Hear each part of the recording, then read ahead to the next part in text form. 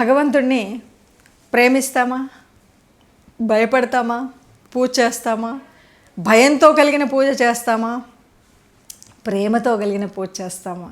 ఇది కొంచెం ఆశ్చర్యంగా వింతగా ఉంది. భగవంతుడు అంటేనే ఎప్పుడు కూడా కొంతమంది చెప్తుంటారు, అరే అలా చేస్తే పాపం రా, అలా చేస్తే దేవుడు ముందు కళ్ళు పోతాయిరా అంటారు. ఎప్పుడు దేవుడు దుష్టుడు కాదు, దేవుడు ధర్మాత్ముడు, దేవుడు పుణ్యాత్ముడు. దేవుడు ఎప్పుడు నిన్ను సరి అయిన మార్గంలో పెట్టడానికి నీకెప్పుడు కూడా కరుణా కటాక్షాలు చూపెట్టేటువంటి వాడు దేవుడు. కాబట్టి దేవుడి మీద ఒక భక్తి ఉండాలి, దేవుడి మీద ప్రేమ ఉండాలి. నేను ఇలా చేయకపోతే నాకేమవుతుందో అనే భయం అక్కర్లేదు. భయపడి చాలామంది చెప్తుంటారు, అయ్యో నువ్వు దీపం ఇలా పెట్టావా, నీకు సరి అయింది కాదు, దీపం ఇలాగే పెట్టాలి, ఇలా రకరకాలైన భయాలు పెడతారు. ఎప్పుడు కూడా ఏ అమ్మవారు కానీ ఏ అయ్యవారు కానీ మనం చేసినటువంటి అంటే భయపడేటువంటి అది కాదు. ఎప్పుడు కూడా ప్రేమతో బిడ్డను అమ్మ ఎలా రక్షించుకుంటుందో భగవంతుడు కూడా అలాగే మనల్ని సర్వవేళలా సర్వత్రా రక్షించేటువంటి వాడే పరమాత్ముడు. ఏమీ లేకపోతే కదా, ఏమీ తోయకపోతే అయ్యా దేవుడా నువ్వే నాకు దిక్కు అంటాం కదా. ఎవరు దిక్కు లేనప్పుడు కదా దేవుడు దిక్కు. అలా సర్వాత్మ అయినటువంటి ఆ దేవుడు మనకు దిక్కైనప్పుడు దేవుడి గురించి భయపడతామా అంటే కొంతమంది కొన్ని రకాలు అనవచ్చు. ఎట్లా అంటే అప్పుడప్పుడు కొంతమంది దేవుణ్ణి తిడతారు, తిట్టినా ప్రేమగా చూశాడని. అంటే ఇదంతా కూడా మనకు భక్తిలోనే 9 రకాల భక్తులు ఉంటాయి. అందులో ఒకటి మధుర భక్తి ఉంటుంది, ఒకటి ఆక్షేపణ పూర్వకంగా ఉంటుంది. ఇప్పుడు మనం ఒక ఎగ్జాంపుల్ కనుక చూస్తే, అంటే మొన్ననే శ్రీరామనవమి వెళ్ళింది కాబట్టి మనం ఆలోచిస్తే, ఇక్కడే ఉన్నటువంటి రామదాసు ఎవరైతే కంచర్ల గోపన్ ఉన్నాడో ఆయన మరి రాముడి కోసం గుడి కట్టించాడు భద్రాచలంలో. గుడి కట్టించిన తర్వాత తానీషానేమో దేవుడి సొమ్మంతా తీసుకుపోయి నువ్వేదో చేసావు, నీ ధర్మం కోసం చేసుకున్నావు, నీ మతం కోసం చేసుకున్నావు అని జైల్లో ఆ గోల్కొండ బందీఖానాలో పెట్టాడు. అప్పుడు సరే అయ్యా రామయ్య నువ్వేం చేస్తావు, నేను నీ కోసం కట్టాను కదా అంటే ఆ రాముడు ఏం చేయలేదు, ఈయన రాలేదు. వాడేమో ఊరుకోడు, ఆ రాక్షసుడు రోజు వస్తాడు, కొరడా దెబ్బలు కొడతాడు, తేళ్లను వేస్తాడు, పాముల్ని వేశాడు. ఈ దెబ్బలు తట్టుకోలేక అప్పుడు రాముడిని తిడతాడు. మరి రాముడిని తిట్టినటువంటి ఈ కంచర్ల గోపన్నకి రాముడి మీద భక్తి లేదా? రాముడు అంటే భయం లేదా? రాముడు అంటే ప్రేమ లేదా? ప్రేమ ఉంది, భక్తి ఉంది, నువ్వు ఉన్నావు అని గట్టి నమ్మకం ఉంది. నువ్వు ఉన్నావు కాబట్టి నువ్వు ఉన్నావయ్యా, నువ్వు ఉన్నటువంటి వాడివి.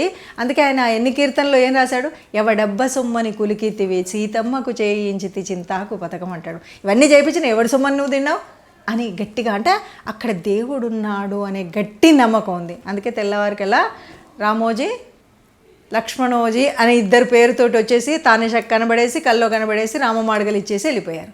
అంటే ఉన్నాడా లేడా అంటే ఉన్నాడు. నీ ప్రేమ మీద ఉన్నాడు, నీ నమ్మకం ఉంటే ఉన్నాడు. కాబట్టి రాముడు మీద నమ్మకం ఉన్నాడు కాబట్టి కంచర్ల గోపన్న అలా బయటకు వచ్చాడు. ఈ రోజుకి మనకు అది తెలుస్తుంది. అలాగే ఒక చిన్న కథ కూడా చెప్తుంటారు మనం కొద్దిగా పిల్లలకు అర్థమయ్యేటప్పుడు చెప్పేటప్పుడు. ఒక భక్తుడంట ప్రతిరోజు ఏదో కోరికతోటి బాగా కోరిక కోరుకుంటూ ఉన్నాడు. కోరుకొని రోజు కోరుకొని మంచిగా అగరబత్తులు దీపం అన్నీ పెడుతున్నాడు, హాయిగా ఉన్నాడు.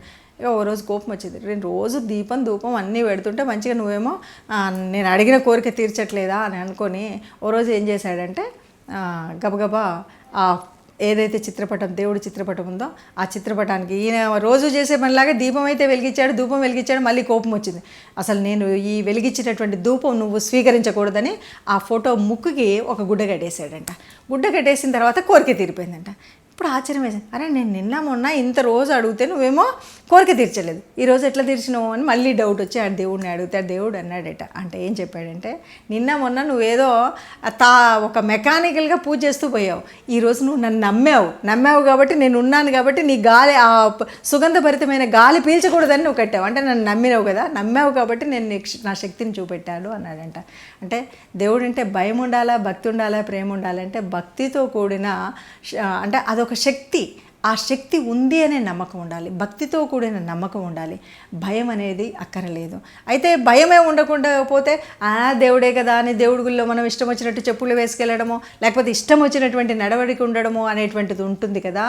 అందుకని మన పెద్దవాళ్ళు భయం ఉండాలి అని ఎప్పటికప్పుడు కళ్ళు పోతాయి, సరిగ్గా నడవాలి, దేవుడి గుళ్ళో ఇలా ఉండకూడదని ఒక భయాన్ని మనకి ఎందుకు పెట్టారంటే నీ భక్తి భక్తి ప్రపత్తులు తగ్గకూడదని, ఆ దేవుడి ముందు అంత సర్వ వ్యాపకుడైనటువంటి ఆ భగవంతుడు ఒక చోట మనం కేంద్రీకృతం చేసుకొని ఆ స్వామిని ఆరాధిస్తున్నప్పుడు అక్కడ ఒక చక్కటి శక్తి స్వరూపంగా ఉన్నటువంటి అక్కడ మనం ఇష్టం వచ్చినట్టు ప్రవర్తించకూడదు అని ఒక భయాన్ని కలిగించారు.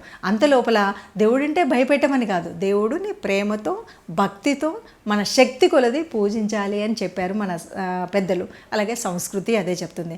భక్తి భయమా శక్తి కావాలి అంటే ఏం చేయాలి అంటే మనం ఇవన్నీ వింటే మనమే ఆలోచించుకోవాలి. దేవుడు అనేవాడు ఉన్నాడు, కనబడనేటువంటి ఓ శక్తి మన ప్రకృతిలోనే ఉంది అనేటువంటిది ఈరోజు సైంటిస్టులు కూడా చెప్తున్నారు. కాబట్టి ఆ శక్తి ఆరాధనలో మనము భక్తి ఉండాలి, భయము ఉండాలి. ఆ భయము ప్రేమగాతో ఉండాలి. ఆ ప్రేమ మళ్ళీ మనకి కొత్త శక్తిని ఇచ్చే విధంగా ఉండాలి. అందుకోసం మనం చేసే పూజా విధానాలు ఉండాలి అని చెప్పాలండి.